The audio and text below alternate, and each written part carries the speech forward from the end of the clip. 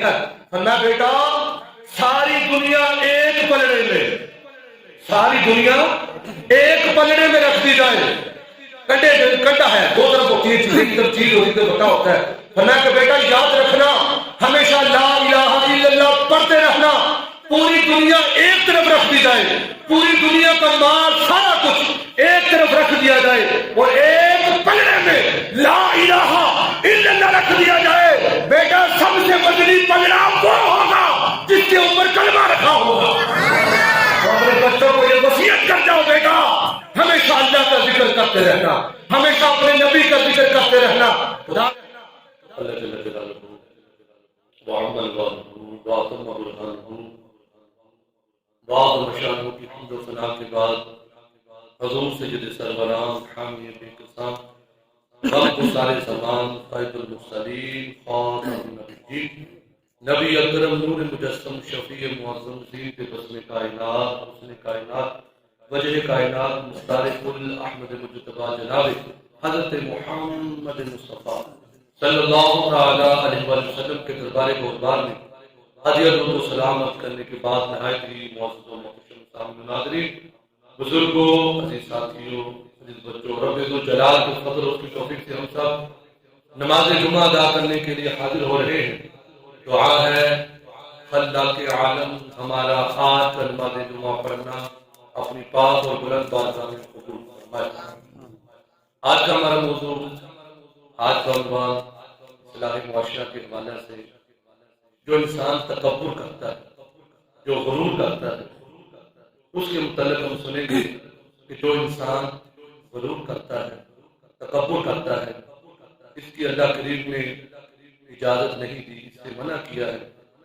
اور اللہ کریم نے ایک جگہ نہیں، قرآن پاک میں کئی مقامات پر جو انسان غرور و تکبر کرتا ہے اس کی مذمت فرمائی ہے، بلکہ فرمایا کہ جو تکبر کرتا ہے متکبر شخص کو اللہ نے ظالم شخص قرار دیا ہے۔ تو ہم کچھ آیات بینات آپ کے سامنے پیش کروں گا، اس کے اندر اللہ کریم نے کیا بیان فرمایا جو انسان غرور کرتا ہے، تکبر کرتا ہے۔ پہلے اس کی ڈیفینیشن میں یاد ہونی چاہیے کہ تکبر کہتے کس کو، غرور کیا چیز ہے۔ پنجابی کے اندر ایک میں سب کو چلنا باقی سارے چلنا، یہ ہوتا ہے کہ انسان کے اندر غرور ہے، یعنی اپنے آپ کو سب سے اونچا سمجھنا اور باقی سب کو نیچا سمجھنا۔ یہ ہوتا ہے کہ انسان کے اندر جو آ گیا وہ ہے غرور، وہ ہے تکبر۔ پہلے نمبر پر اللہ کریم نے بیان فرمایا سورہ اعراف کے اندر اللہ پاک نے فرمایا سأصرف عن آیاتی الذین یتکبرون فی الارض بغیر الحق، فرمایا کہ میں ان لوگوں کو اپنی نشانیوں سے پھیر دوں گا۔ اب اللہ کے سامنے کس کی اوقات، اللہ کے سامنے کون کھڑا ہو سکتا ہے؟ تو اللہ نے سب سے پہلے فرمایا جو غرور کرتا ہے میں ان کی فرمایا کہ اپنی نشانیوں کے ساتھ ان کو پھیر دوں گا، جو زمین میں ناحق تکبر کرتا ہے۔ کسی زمین پر تکبر کرتا ہے انسان، اسی زمین کے نیچے جانا ہے، تو جگہ جی لگانے کی دنیا نہیں ہے، یہ عبرت کی جا ہے، تماشا نہیں ہے۔ تو خوشی کے پھول لے گا کب تک، تو یہاں زندہ رہے گا کب تک۔ اللہ فرماتا ہے میں ان کو پھیر دوں گا اپنی نشانیوں سے جو زمین پر تکبر کرتے ہیں۔ پھر دوسرے مقام پر اللہ کریم نے بیان فرمایا کذالک یطبع اللہ علی کل قلب متکبر جبار، فرمایا اسی طرح اللہ ہر تکبر کرنے والے اور سرکش کے دل پر مہر لگا دیتا ہے۔ جس کے دل پر مہر لگ گئی کہ یہ ظالم ہے، یہ متکبر شخص ہے، اس کے اندر ضرور پایا جاتا ہے، جس کے دل پر مہر لگ گئی فرمایا پھر اس کے لیے کوئی راستہ نہیں بنتا۔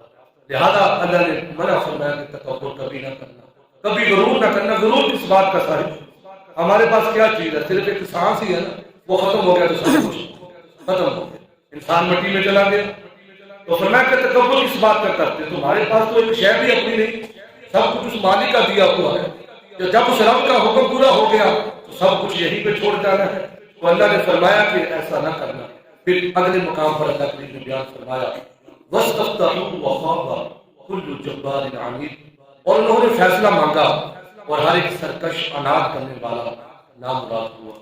اللہ کریم نے بیان فرمایا جو غرور کرتا ہے نا وہ نامراد ہے، اس کی کوئی مراد پوری نہیں ہو سکتی، وہ نامراد ہے۔ اللہ نے فرما دیا فرمایا جو سرکشی کرتا ہے، غرور کرتا ہے، تکبر کرتا ہے، اللہ کی مخلوق کو چنگا نہیں سمجھتا، اپنے آپ کو سب سے اوپر لے کر جاتا ہے، تو اللہ فرماتے ہیں یہ بندہ نامراد ہو چکا ہے، ورنہ جس نے غرور و تکبر کیا۔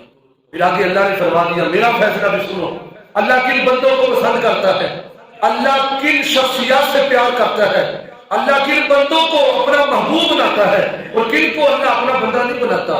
فرمایا انہ لا یحب المستکبرین، فرمایا کہ بے شک اللہ متکبر لوگوں کو پسند نہیں۔ فرمایا جو اپنے آپ کو جھکا دیتا ہے اس کو پھل لگ جاتا ہے، جو جھک جاتا ہے اس کا کام ہو جاتا ہے، جو اکڑ جاتا ہے تو سفیدے کی طرح سے کوئی پھل بھی نہیں لگتا۔ تو اللہ فرماتا ہے کہ جو متکبر شخص ہے میں اس کو دیکھو پسند نہیں کرتا۔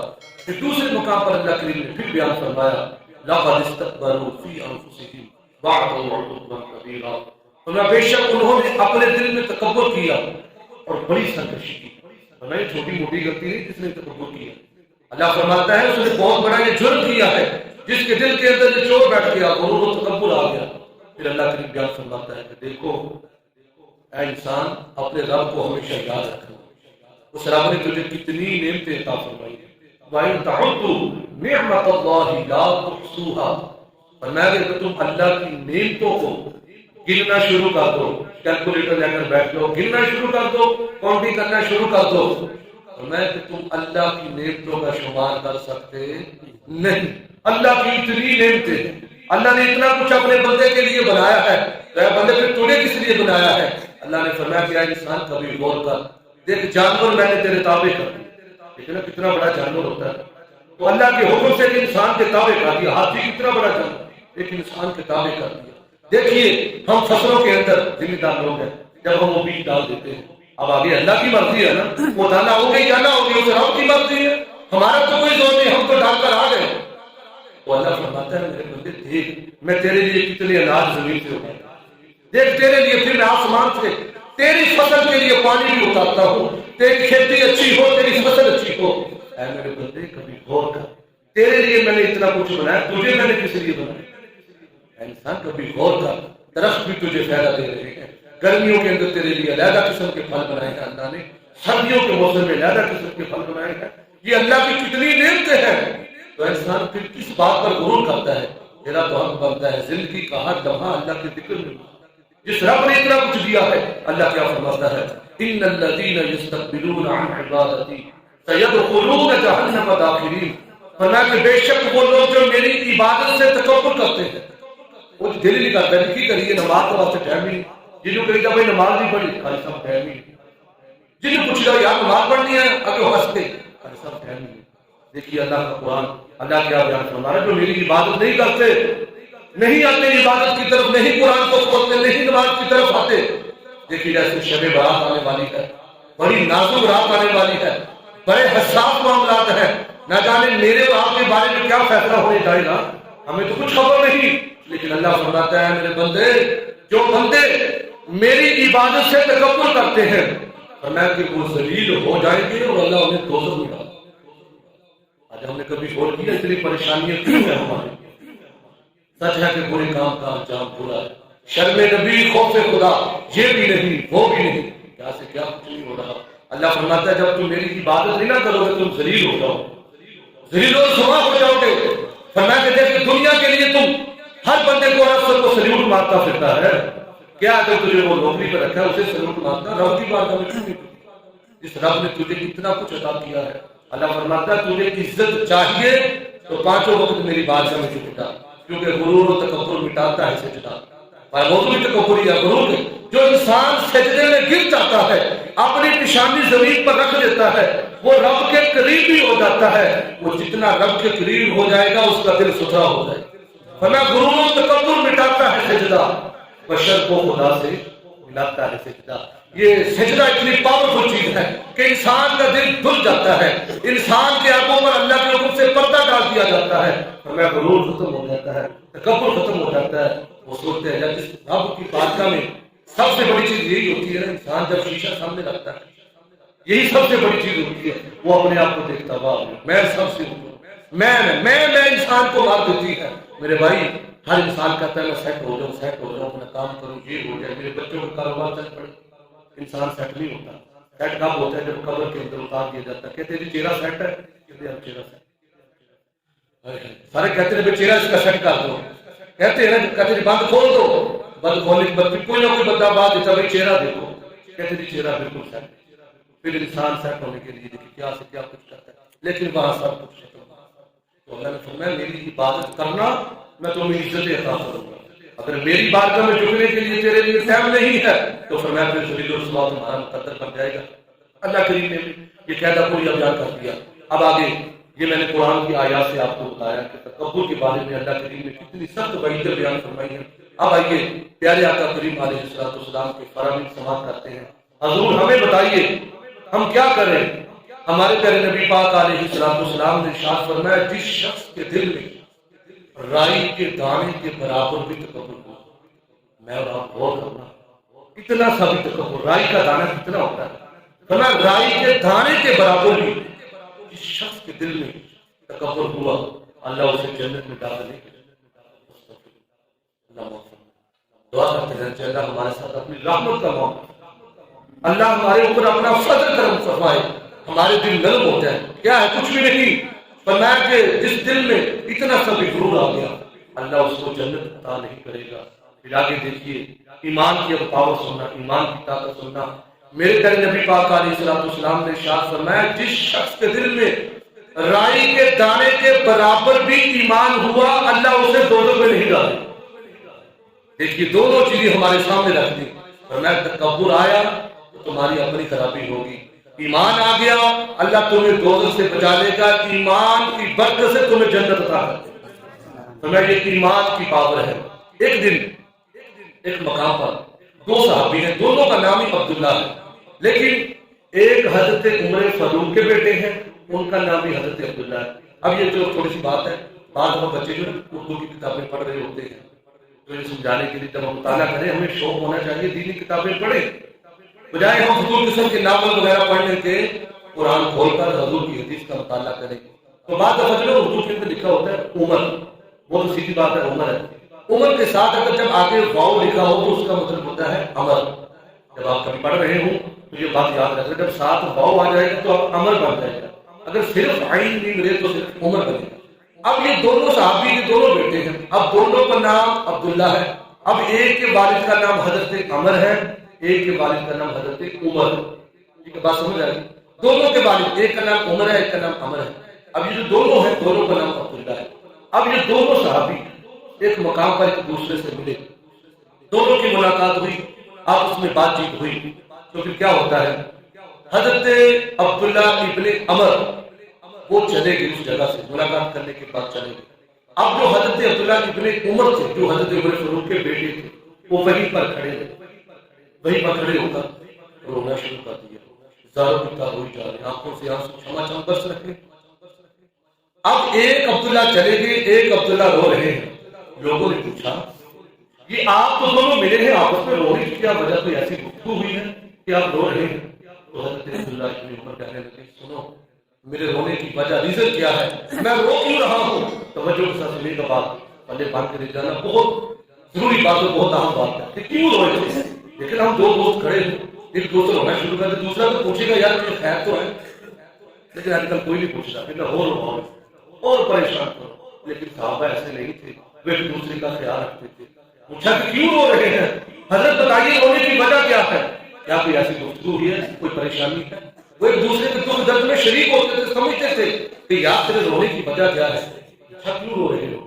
کہا کہ سنو بات کچھ یوں ہے، میں اس جگہ پر کھڑا تھا، مجھے میرے نبی کا فرمان یاد آ گیا، میں اس خوف کی وجہ سے، ڈر کی وجہ سے رو رہا ہوں۔ عرض کی حضرت بتائیے کون سی حضور کی بات آپ کو یاد آ گئی؟ فرمایا کہ مجھے نبی کا یہ فرمان یاد آ گیا، جس شخص کے دل میں رائی کے دانے کے برابر بھی تکبر ہوا نا، اللہ کریم اسے منہ کے بل گھسیٹ کر جہنم میں ڈالے۔ غور کریں اس حدیث پر، بار بار سوچیں، تاکہ میں اس لیے رو رہا ہوں، اس لیے رو رہا ہوں کہ اگر تھوڑا سا بھی تکبر آ گیا اللہ گھسیٹ کر جہنم کے اندر ڈال دے گا۔ حالانکہ یہ تو 5 لوگ ہیں، وہ ہمیں سمجھا رہے تھے لوگوں زندگی کو اہمیت سمجھ لینا، ایک سوکھی نہیں ہے، بڑا حساس معاملہ ہے، ہر لمحہ تیرے اوپر پہرا ہے کہ میں نے اچھے کام کرنے ہیں، برے کام کروں گا تو انجام بھی برا ہوگا۔ فرمایا کہ میں اسی لیے رو رہا ہوں کہ کہیں انسان کے دل میں دانے کے برابر بھی تکبر آ گیا کہیں ایسا فیصلہ نہ ہو جائے۔ نبی پاک علیہ السلام نے ارشاد فرمایا جو بخیل بندہ ہوگا، کنجوس، اللہ کے راستے میں مال خرچ نہیں کرتا، یعنی مسجد ہے، مدرسہ ہے، اللہ نے دیا ہے، اللہ کی مخلوق میں بانٹتا نہیں ہے، فرمایا کہ کنجوسی کرتا ہے۔ نبی پاک علیہ السلام نے ارشاد فرمایا جو بندہ بخیل ہے اللہ اس کو بھی جنت میں داخل نہیں کرے، اور جو فرمایا اپنے مال کی زکات نہیں دیتا، کتنے لوگ ہیں جو زکات نکالتے ہیں، کتنے نہیں نکالتے، فرمایا جو اپنے مال کی زکات نہیں نکالتا اور جس کا اخلاق برا ہے، سمجھے نہیں میں نے بڑوں کے ساتھ کیسے بولنا ہے، کسی عالم دین کے ساتھ میں نے کیسے گفتگو کرنی ہے، کوئی پڑھا لکھا بندہ ہے، کوئی بزرگ ہے، کوئی سیاح بندہ ہے، یا سفید داڑھی والا میرے پاس کھڑا ہے، میں نے اس کے ساتھ کیسے گفتگو کرنی ہے، جس کا اخلاق اچھا نہیں ہے اللہ کریم اس کو بھی جنت کی جگہ نہیں دے گا، اس کا اخلاق ہی نہیں، اس کو پتہ نہیں گفتگو کیسے کرنی ہے۔ نبی پاک علیہ السلام ارشاد فرماتے ہیں، توجہ کے ساتھ یہ بات کی، جنت اور دوزخ دو ہی چیزیں ہیں ہمارے سامنے، اچھے کام کریں گے تو جنت ملے گی، اچھے کام کریں گے تو بولیے جنت ملے گی، برے کام کریں گے تو پھر دوزخ ہمارے سامنے ہے، اللہ نے دونوں چیزیں ہمارے سامنے رکھ دی۔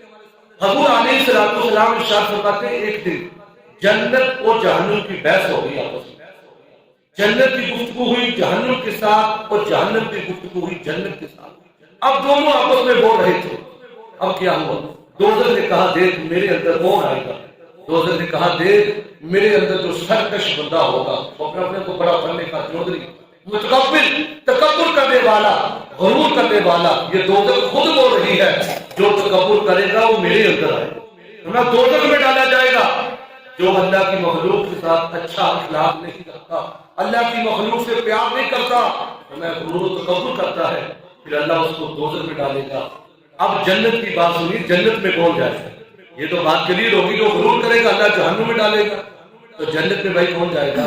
اب جنت کی گفتگو سنیے، جنت نے کیا بولا؟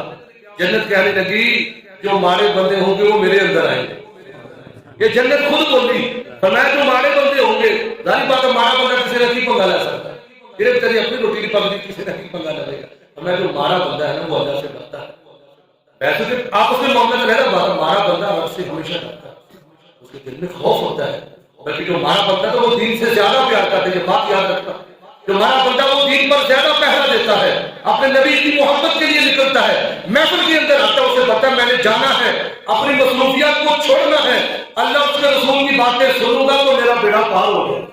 جنت خود بولی میرے اندر وہ آئیں گے جو اللہ کی مخلوق سے پیار کریں، میرے اندر وہی ان کو داخلہ نصیب ہوگا۔ اللہ تبارک و تعالیٰ نے فرمایا کہ اے جنت سن تیرے اندر کون آئے گا، اور دوزخ کو بھی اللہ نے حکم دیا دیکھ تیرے اندر کون آئے گا، اللہ نے فرمایا دیکھ جنت تو میری رحمت ہے، جنت اللہ کی بولیے جنت اللہ کی رحمت ہے، فرمایا جنت سن تو میری رحمت ہے، تیرے حوالے میں اسی بندے کو کروں گا جس کے دل میں میرا پیار ہوگا، فرمایا جنت تیرے اندر کوئی نہیں آ سکے گا، تیرے اندر وہی آئے گا جس کے دل میں میری محبت ہوگی، میرے محبوب کی محبت ہوگی اور میری مخلوق کی محبت ہوگی۔ میں جنت تیرے اندر آڈر اسی کے لیے ہوگا جس کے دل میں میری محبت میرے پیاروں کی محبت ہوگی۔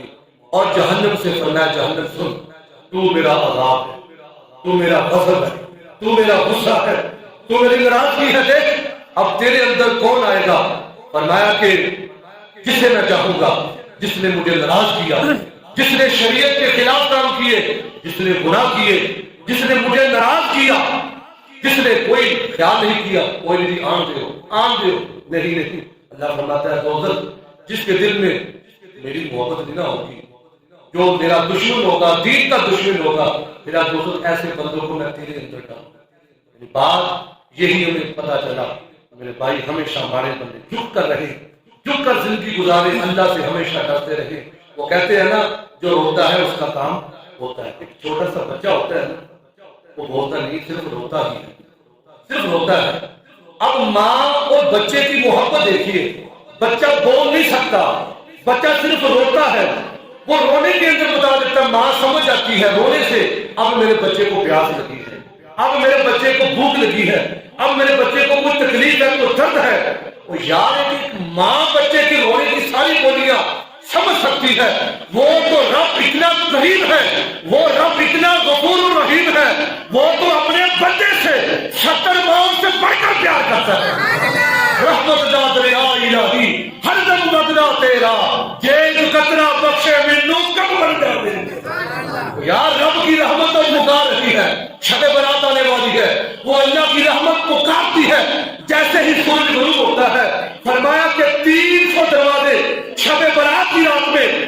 رحمت کے 300 دروازے کھول دیے جاتے ہیں اور اللہ کی رحمت پکارتی ہے کوئی مجھ سے مانگنے والا آج میں اسے عطا کروں گا، ہے کوئی بیمار بندہ آج وہ شفا مانگے گا میں اسے صحت عطا کروں گا، ہے کوئی رزق مانگنے والا آج میں اس کو رزق عطا کروں گا، ہے کوئی بخشش کا طلبگار آج میری رحمت کا کرم پھیر دیا جائے گا، اس کی خطاؤں پر درگزر کا معاملہ ہوگا اور ساری رات اللہ کی رحمت پکارتی رہتی ہے اور میرے بندے آجا، وہ اللہ کی رحمت پکارتی ہے اپنے بندوں کو، اب بندہ ہی نہ آئے تو اس کی اپنی مرضی ہے، ورنہ اللہ کی رحمت پکارتی ہے، یعنی وہ اتنی بابرکت رات آنے والی ہے اتوار والے دن، اتنی بابرکت رات ہے اس کو ضائع نہ کرنا۔ امام الانبیاء کے غلاموں پیارے آقا کریم علیہ السلام نے ارشاد فرمایا جس شخص نے تکبر کیا، یہ تکبر کی بیماری لگتی کیوں؟ موضوع اصل یہی ہے نا، یہ تکبر بندے کے دل میں چور کیوں ہوتا ہے؟ سنیے اس کی وجہ کیا ہے۔ ہمارے پیارے نبی نے ہمیں بتا دیا انسان کے دل میں تکبر کب آتا ہے؟ حضور ارشاد فرماتے ہیں انسان کے اندر تکبر تب آتا ہے جب وہ اپنے رب کو بھول جاتا ہے، جب وہ اپنے مالک کو بھول جاتا ہے، اپنے رازق کو بھول جاتا ہے، اپنے خالق کو اپنے مالک کو بھول جاتا ہے، پھر اس کے دل کے اندر فرمائے چور آ جاتا ہے، تکبر آ جاتا ہے۔ حضور ارشاد فرماتے ہیں وہ بڑا ہی برا بندہ ہے جس کے دل میں تکبر آ گیا۔ حضور علیہ السلام نے ارشاد فرمایا کہ وہ بندہ اپنے آپ کو بڑا سمجھدار سمجھتا ہے لیکن وہ سمجھدار ہے نہیں، کیونکہ جو اپنے رب کو ہی بھول گیا، جو اپنے رازق کو بھول گیا وہ کس کام کا بندہ ہے؟ حضور ارشاد فرماتے ہیں اللہ کی ذات بڑی اعلیٰ ہے، وہ بلند ہے، اللہ سب سے بڑا ہے۔ فرمایا کہ جو اپنے رب کو بھول گیا ہے نا نہایت ہی برا، بہت برا بندہ ہے۔ فرمایا جو زندگی کے مقصد کو بھول گیا، یہ زندگی اللہ نے عطا کی، وما خلقت الجن والانس الا لیعبدون، یہ زندگی یار ہم یہ لباس پہنتے ہیں اس کا ایک مقصد ہے، وہ ایک علیحدہ موضوع ہے کہ ہر کا ڈریسنگ کیسی سے کیسی آ گئی، وہ ایک علیحدہ ٹاپک ہے۔ حالانکہ اصل مقصد لباس کا پردہ کرنا ہے، اصل مقصد کیا ہے؟ پردہ کیا جائے۔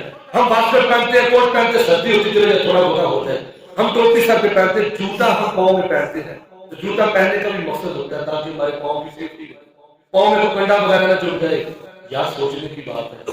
جوتا ہم پہنتے ہیں اس کا کوئی مقصد ہے، یہ کپڑے ہم پہنتے ہیں اس کا کوئی مقصد ہے، ٹوپی سر پہ لیتے ہیں اس کا کوئی مقصد ہے، یار ہر چیز کا ایک مقصد ہے۔ تو اے انسان کبھی غور کر، میرا اور تیرا دنیا کے اندر آنے کا کوئی وہ مقصد کیا ہے؟ اللہ کی عبادت ہے۔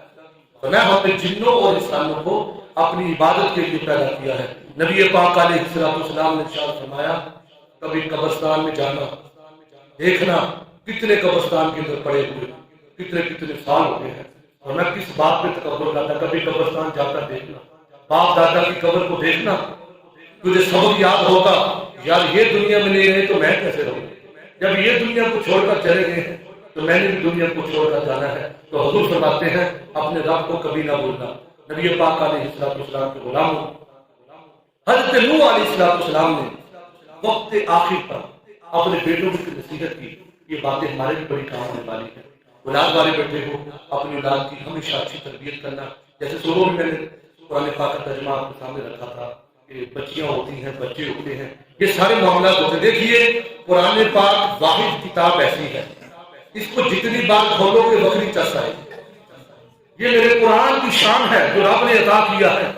دنیا کی جتنی کتابیں ہیں بندہ ایک بار پڑھ لے دوسری بار پڑھنے کو جی نہیں کرتا، یہ قرآن ایسی واحد کتاب ہے اس کو جتنی بار دیکھو گے ثواب بھی ملے گا، سکون بھی ملے گا، برکت بھی آئے گی۔ یا جس طرح آپ کے سامنے جو پوسٹر بھی لگا ہوا ہے، زندگی میں ایک بار قرآن پاک کو ترجمے کے ساتھ ضرور پڑھیں، وقت نکالنا۔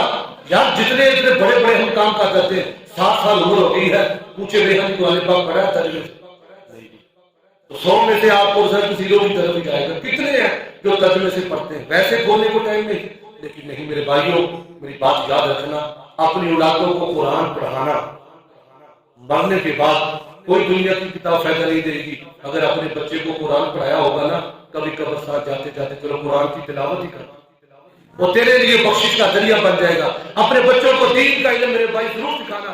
حضور